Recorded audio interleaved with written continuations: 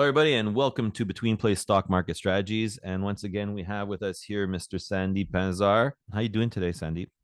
I'm doing great. A little bit of Yeah. frog in my throat, but other than that, all good. Well, the weather's changing. I mean, it's getting a little cooler outside. It's almost like it happens just overnight. You just go from a nice, hot, boiling weather, and then all of a sudden, it's like it just dips below the 20, and you're like, "Holy mackerel, man! It's pretty cold out there." Listen, we live in a city where the weather goes through mood swings, right? So we can go through 20-30 degree mood swings easily from morning to night. It's crazy. It's true though. It's true that we can actually do that, and you don't do that in many parts of the world. I think if that happened in some parts of the world, people would be like really scared to be shitting their pants, be like, "Oh, what the hell just happened?" But for us, it seems to be pretty normal. So, when you were here on for the last interview, we were talking about the Rogers outage, and Yep. I know I've seen some of the videos that you've done on that issue because it's a very important issue, right? Where we weren't able to dial 911, we weren't able to do a ton of stuff, right? And you were mentioning how things need to change, so to speak, like things we need to innovate, we need to build, on each other, platforms on each other in order for these things not to happen again. And then just within the time frame from our last interview to now, I mean, you hit the nail right on the head because we have companies that are putting things in place to do exactly what you said.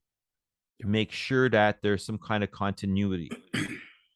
There's been clearly people have taken notice of that outage, the Rogers outage. We're picking on Rogers because it happened here in our backyard, but it could have happened anywhere. Could have happened anywhere in the world with any service provider or any cellular wireless provider. And so, we have to be cognizant that there are things that people are now looking at and listening to. I mean, not having access to 911, not having access to emergency services is huge, right?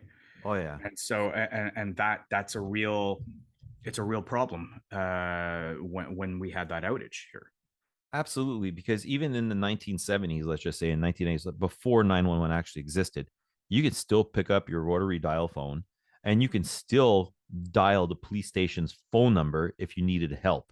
But in today's world, we're going, where, when you have that outage, you're going back, before the time the phone was even invented, because we didn't need 911 to call, for help back then. You could have still called the police station in your area, you know, if you knew it, of course. But then once 911 came out, it just made it so much easier to be able to like just go dial that for help, right? And then you tell them where your address is and stuff like that. But the thing is that not having anything at all, zero, no way of communicating with anyone, like that brings us into a very different danger level. And like you were saying last time, for business continuity, um, it's very important that we figure out things in the future on how to do that. So right now, people are cutting deals. Why? In order to get some kind of something up. Why is that? So I think the main thing is because they've realized that there is a certain onus of responsibility or a trust that the public has put into their organization. So whether it's a Verizon, an AT&T, T-Mo, or whatever the organization is, right? There is a certain level of responsibility that they do have to own and they do have to take over.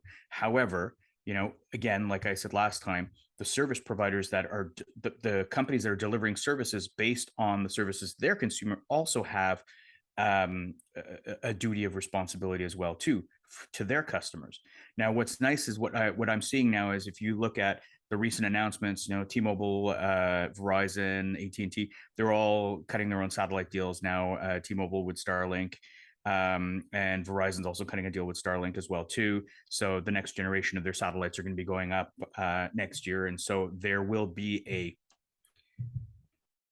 a dead spot fill slash backup network. So they're saying, but I think what we have to realize here is it's the difference between failover and redundancy.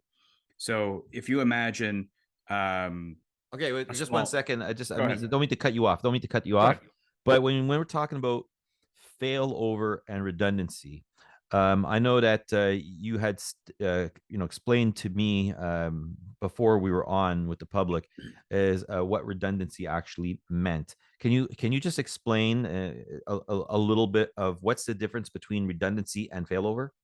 Yeah, absolutely.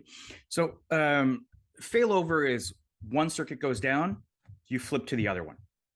That's it. Okay. Redundancy means that you have two identical circuits. So if you have a 5G network here, then you have a 5G network there. So if your 5G network on one goes down, then it goes to another. So you have two diverse providers. So one could be Bell, one could be Rogers, one could be Videotron, one could be Telus, one could be Verizon, one could be T-Mo. It doesn't really matter, right? Okay. You've got the exact same capacity either way. So that's Okay. redundancy. Okay. Failover is I lose service on one, we flip to the other circuit. The other circuit doesn't necessarily have to be the same. What is the minimum level of service that I need? So if you look at a corner store or a news agent or a dépanneur, right? Yeah. And they've got a failover service. Maybe they're failing over from DSL to LTE, right? So LTE doesn't have the same capacity as DSL. You're not going to be able to, you can watch TV on it, but it's going to be really expensive if that's really what you wanted to do. But your point of sale is going to stay up and you're going to be able to charge your customers and you're going to be able to deliver the service to your customers that you're selling to them, whether it's a Okay. restaurant, whether it's a phone, anything like that. Okay. So that's really important. So so just for the viewers out there, for those here, the word dip in the United States is 7-Elevens, but but the thing is one better than the other, or do they still provide essentially the services that I don't know, a business would need, or that just a regular consumer would need? So if you look at what the Starlink network is capable of right now, it's 2 to 4 megabits per second, Okay. right? The 5G network is providing gigabits per Yes. second. So Yes. they're not the same thing. You're not talking about apples and oranges. Yeah, they're both fruit, but they're not the same. I And understand. so the thing that we have to understand is that is going to be used as a failover in the instance like there's an outage like Rogers had, and they will be used to keep text messaging going, and it will be used to keep 911 services up. And those are critical services, right? So Yes. you can text people, you can 911, you'll be able to communicate. And I think that's really important. And I think it's a step in the right direction. But we shouldn't kid ourselves that we're going to have full gamut of services. You're not going to be watching YouTube over Starlink. It's just not going to happen. Okay, but that's still okay because of the fact that if I can get in touch with, let's say, like my wife, my parents can get in touch with me. Well, if they know how to text, depending on their age group. But whatever. The point is that text messaging will still be there, and that was one of the things I found important with that. With when the computer, like when everything went out, when it went out, um, I was still able to get in touch with my wife. I think wherever I had a Wi-Fi, but I had a messenger. I don't remember how we were getting through, but it was not through regular text and stuff. It was No, like a back door that we were using, but it was completely accidental that we got in touch with each other, and we didn't even really understand when it was working and not working, because at some points I was trying and it wasn't going through. It was off and on, and I still didn't understand when it was off and on. So in this case, we could still be able to text, our wives or husbands or whatever, or our children or whatnot, which is extremely important. And we'd still be able to text, like, for 911 and stuff, like emergency services. yeah, absolutely. And so I think, a lot of people that have iPhones, they're using iCloud or iMessenger or whatever the Apple Messenger is. That works on Wi-Fi. It runs through Apple's cloud-based system. If your cell phone is down or you don't have the LTE or 5G network available to you or whatever network you're connecting to, then sure, yeah, if you're on a Wi-Fi, you're able to communicate that way. And whether it's Facebook Messenger or WhatsApp or Signal or Telegram, they all work the same way. They're using data. So as long as you have access to a data point, which is an access point or a Wi-Fi access point or a wired access point, you will be able to communicate with people. But Okay. that's not going to be ideal for your situation when you're out in the street if the entire cell network goes down, or if there is, God forbid, some kind of terrorist attack or some kind of attack on the grid. Then you're not going to have that capacity. So these systems that they're setting up as failovers will allow you to at least get essential information and essential services out to where you are. And so that is incredibly important. And, I allowed all the cell companies that are actually going out and doing this and trying to come up with some kind of alternate network to the network that they've spent billions of dollars building for themselves, right? Like, Yeah. let's also be clear, right? They've built multi-billion dollar networks to service customers, and only now they're sitting there going, "Oh, well, we didn't think about what do we do as an alternate," you Yeah. know? They some of these, and the really funny thing is a lot of these telecommunications companies share infrastructure with each other as well too. So Mhm. if one pipe gets cut, a lot of them go down at the same time because of one tower where they're all together, or they're all True. going through one conduit, or for their fiber, and they're all buying fiber off of each other. So it's not as diverse as everybody wants to believe. Sure, they're separate companies, they have different business models, they're making their revenue the way that they see fit. But at least now we can see that there's an effort to try and come up with some kind of failover, if not redundancy as of yet. Um, though I do think the networks will expand, and over time, these low Earth orbiting satellites, that's really what Starlink is. They're not really high flying and like these multi-million dollar satellites. Um, they're building a grid around the world, right? They're their own structure of cells. Yeah. That's where that whole cellular term comes from, and they're cells that are created between towers. So it's a similar kind of concept, just a little bit higher up. Um, those will eventually change in capacity, and those will eventually become better and smarter, and also be able to do more. So, this is very interesting because if there's companies out there that already exist, okay, like that are satellite companies. And around the world we have ships out in sea that use satellite companies, and satellite Yep. companies, they don't provide every single thing that our cell phones do. They're like, we're in the Alps, or we're in here, we're there, so we need a satellite system. So it's almost like we could say that even for some companies that are out there that exist for the last 30 years that have low Earth orbit satellites, like I have a company in my head called Globalstar. Mm-hmm. And Globalstar, I mean, they're a low Earth orbit. They used to be a satellite only system. But if all these type of companies now thinking about alternates, and it's honestly, it's really good that our infrastructure is at the point where we have to say now we need alternate, because that's amazing, because that means like, whoa, we're already out there, that we have, that people have depended on this so much so that we have to think about alternate. So these kind of companies with low Earth orbits like Starlink, that's, I believe that's what they're using, Leo's, right? Yep. So you have these kind of companies that, satellite companies just say in general, well, we can sort of now ask them, can you be our alternate?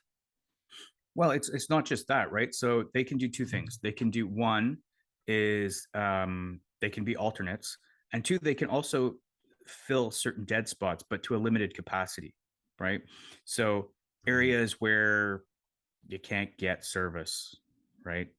Or it's too expensive to get service, you can get a little bit of service. It may not be brilliant, but you can get a little bit of service.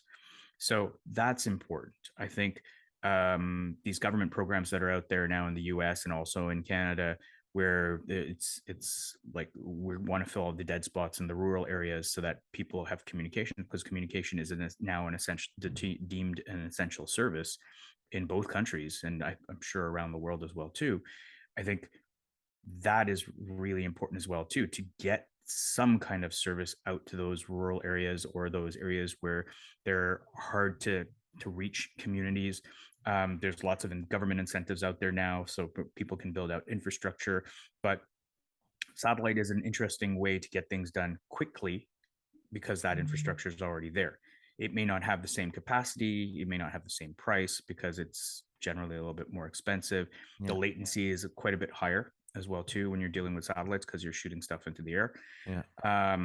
And the other thing too is if you're failing over from a 5G network to a LEO satellite network, you're going to have to be standing in the right place at the right time in order for your signal to actually, you know, go back and forth and for you to be able to transmit your messages. It's going to be slower. It's Okay. not going to be what you're used to. So this Zoom call that we're doing, you wouldn't be able to do that on a 2 to 4 megabit connection, Okay. right? Yeah. And so you have to remember, right, if we're talking about telehealth or teleeducation or anything like that, that's not going to work. We're talking True. about essential services. It's true. That's really what they're doing now, is right now putting in a backfill for so that essential services stay up, because they're mandated to make sure that essential services stay up. And if there is a massive network outage like there was with Rogers for any of these major providers, then they're going to face problems.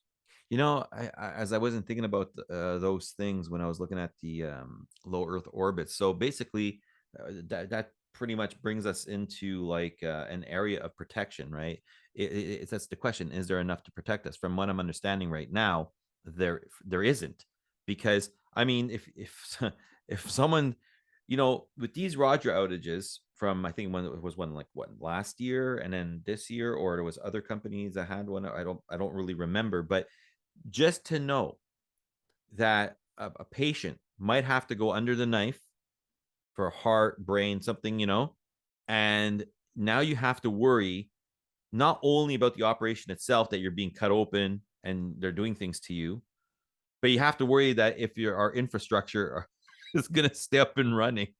Like, that's a lot to worry about, to be on underneath scalpel. Like, you know what I mean? So so there's two pieces to that, right? One, and we can go into this in another conversation, but we get into areas of things like network slicing, where we build multiple layers on the actual 5G grid, so that they're dedicated for certain services and things like that, so they stay away from the public. And then you get to the other piece, which is private 5G as well too. So using the same infrastructure, the same components to build private infrastructure so that services like this don't get interrupted. And so there are other ways around it.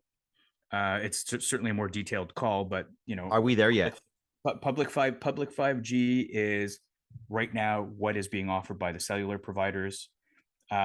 Private 5G is what companies like Amazon and Walmart and a lot of the big box depot organizations are looking at right now and putting in place something that they can control for their own network. But even then, that's within a certain footprint. So whether it's the distribution house, to the drones, to leaving, when they leave, then they have to go onto the public network, right? But at least they can control a certain portion of it. So these things are in development right now, and they're there. A lot of the work that I do with the Linux Foundation as well too is around the 5G Super Blueprint, and that 5G Super Blueprint is literally meant to be that, which will allow for a hybrid 5G infrastructure using a whole bunch of open source components. So that's some of the work that's being done currently right now, and that's all cutting edge, bleeding edge stuff. Yeah, because just, that's another point you're bringing up: drones. Like, there's a lot of companies out there, like, Drone Delivery of Canada and stuff like that. And, we're looking at the future. They even have, uh, contracts in place with Air Canada. So, because they're looking at the new, the leading edge on that kind of drone delivery and stuff like that. But what you're bringing up is another, another, different issue. You want, like, let's just say that if these networks go down for long range, for these, because, like, I'm almost, because let's just put it this way: I almost look at it like when you're using a drone, it's like, like the one I have in my hand, where my remote is sending a signal to the drone here. But for those drones that are going over kilometers, I mean, it's not from this remote, it's from bouncing off of these towers. Yep. Yeah, I never thought about it that way. Like, Yeah, that's another serious issue. Like, what the heck? They're just gonna start falling out of the sky. well, no, it's funny because I was working with an organization at one point where they had these cute little um, buggies that were delivering food, right? Tiny little things that rolled on the sidewalks in California, and their biggest problem in life was um, wireless dead spots. So they'd be on one wireless connection, and then these things would die. They're expensive, and they just sit there on the sidewalk. So we helped them come up with at least a prototype, um, which would use two different carriers together and literally for failover. Right? Yeah. You need a certain piece of software that you can build that will do the failover and do it seamlessly and do it quickly, so that you don't lose control of your bot. But in effect, they were drones, right? And Yeah. so they were delivering food, but you also need them to you need people who are in the back office, in the NOC or the network operations center, monitoring what these things are doing, because at some point you may have to grab control of one and move it out of the way of a car or out of a person Yeah. or whatever the case may be, right? And so that's a really good example of failover slash redundancy. In that case it was redundancy, right? Yeah. Failover being a lower capacity, but you need your full control. You need to be able to see all the analytics. You need to be able to see all the video and all that kind of stuff while you're delivering food. And I'm sure that companies like the one I just mentioned, Drone Delivery Canada. I mean, they have contracts with Air Canada. I'm sure that they have these kind of things in place that you're mentioning, like redundancy and failover. Correct? One of those two things. Mhm. You know, and because I really actually like that company very much. So when we're talking about drones, that's like the first one that came to my mind to like mention. Because I mean, for what we're looking at in the future and where we're at right now, um, it's interesting that we're going to need all these things in place in order to make sure that um, uh, health is not interrupted. Mhm. Drone drones are not interrupted. That we have things in place where it does, and it looks like we're at the beginning of those times. And it's crazy because you nailed it on the head on the last interview, and you were talking about business continuity, and that's exactly what it is. Well, it's not just business continuity, it's service continuity, it's personal continuity, right? I mean, Yes. we're talking about self-driving cars. We're not just talking about health, right? Self-driving cars are coming. They're here, Yep. right? So, Oh yeah. and so all that telemetry, all those algorithms, all that information, data that's going back and forth, right? It's going to be, you know, if I forget what that Tom Cruise movie was, but the one where they have all the automated Lexuses that are all going at about 200 kilometers an hour on the road, and they're all like staying like inches away from each other. I mean, that's data collection, and that's going to be done on the fly, right? And those kind of networks that we're talking about now, even though they're nascent, that's what we're going to need to do that kind of stuff, right? Yeah. And so, um, it's automation of a lot of the basic things that we take for granted right now that we can control, but it's also going to be another thing as well. As going to be a period of trust, right? So it's not just about transition of technology, it's going to be humans determining whether or not they're going to trust the technology. And if we can't, the only way we're going to trust the technology is if the service providers are doing things like failover and redundancy and ensuring that these systems can't go down. Can you imagine a whole fleet of cars on a highway going 200 kilometers an hour and something pops? How many accidents are there going to be? All of Oh them, yeah. No. right? Yeah. So, we have to think a little bit differently in terms of how we implement the stuff. So again, like I said, it's not just business continuity. Business continuity, sure, businesses need to move, but Yeah. it's also personal and life continuity. It's like, Yeah. okay, so how do you ensure that you yourself are going to be able to keep doing what you need to do on a daily basis without unplugging from the grid? Which Sandeep, you're bringing up some excellent points, and you're bringing up a word. This is like off topic, on topic. You're bringing up a word, trust, and I do another podcast, Between Plays, Stock Market Strategies, but Crypto with Alex, Mhm. and we talk about crypto. We focus more on that world, and one of the most important things there is trust. That word trust comes up from proof of work, proof of stake, validation of transfers. between coins and like Ripple Exchange, that they're able to probably bring. And the thing is that that word trust, I think it's not just applying to um to that, and it's applying to here as well. And I think it's that word is going to apply to anything that has to do with the future, the future of our children, the future of their children, is that we're going to have trust in the technologies, all technologies. This is where, and then that, it has to have fail safes in place. It has to have proof of like whatever. It has to, we're in this world because I'm listening to you talk, and I'm listening, and all these other people that I'm interviewing and speaking to, and it seems like we are really moving in the direction of Internet 3.0, of 5G world, which is going to bring on Internet of Things, IoTs, and this Mm-hmm. whole other world is starting to slowly emerge. And the key word that I'm hearing between everyone is trust. Yeah, and you're 100% spot on. I mean, in our industry, we call it zero trust, and that's technologies that can talk to each other, trust each other, and transfer information. That's really what that's about, and that's something that you don't even have to think about. That's why the zero is there, right? And Wow. so it's already a concept that's fully mature, and it is being implemented. But again, the implementation process is kind of where we're at right now. We're in a transitory phase, as I was saying before, and what this world will look like 10 years from now versus the way it looks now. Now it looks a little bit kludgy because it is, and we're kind of grinding through and getting to the next pieces. But once it's seamless, it will work. I mean, think about the old days of when you used to lug 21-inch monitors and computers around and have a hub in a basement with 6 people playing video games because you wanted to do a net fest, versus now where my kids just turn on their iPads and they connect to anybody in the world. Oh It's yeah, anyone, seamless yeah. now. Seamless. It will be seamless. Yeah. It's coming. It's We're just dem not quite there yet. it's for all the young kids out there that don't know the movie. It's Demolition Man. The movie Demolition Man with Sylvester Stallone. And what I think it was Wesley Snipes. I Wesley think it was Snipes. Yep. Wesley Snipes. Yeah, and that's where we're at. So if anyone hasn't seen that movie and you want to see the future, well, it's right there, because everything that we're talking about, autonomous driving, is in that movie.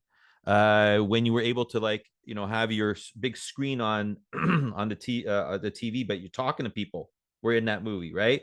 Everything Mm-hmm. is in that movie, even Oculus, like not Oculus, but like that's a name brand, but augmented or virtual reality, where they're actually having um they're being very, very nice with each other. They're doing it in this other world without touching each other, Yeah. but like, because of sensory, right? The sensory systems, and you can look at that with Elon Musk's, right? He has like this stuff now that's going on where what's the name of that company, but Neuralink. All right. Right. So it's crazy. We're really moving into this other world, and even cars, self-driving automated cars inside there. Like, for all the young people out there, just go and rent the Demolition Man, and you're pretty much going to see where we're going to be. And you swear you get you have to pay your dues and stuff like that, which is China. In China, you have the social concept, right? The social credit score. Mm-hmm. It's crazy that I don't have any words, but it comes down to trust. It does. It does. I agree with you 100%. Like trust is a big factor. Trust is a huge factor in new technologies. And I said it last time when we were on together. Everything goes down at some point. Everything will stop. You will stop. I will stop. The car will stop. The gas will stop. Everything will stop, right? Maybe not all at the same time. Let's hope not, because that would just be a disaster. Yeah. But at least one thing at a time we can sort of semi recover from. Yeah. But the best effort that we can make is to imbue the trust in our products and our Yeah. services that we deliver to the public, and ensure that Redundancy and failovers.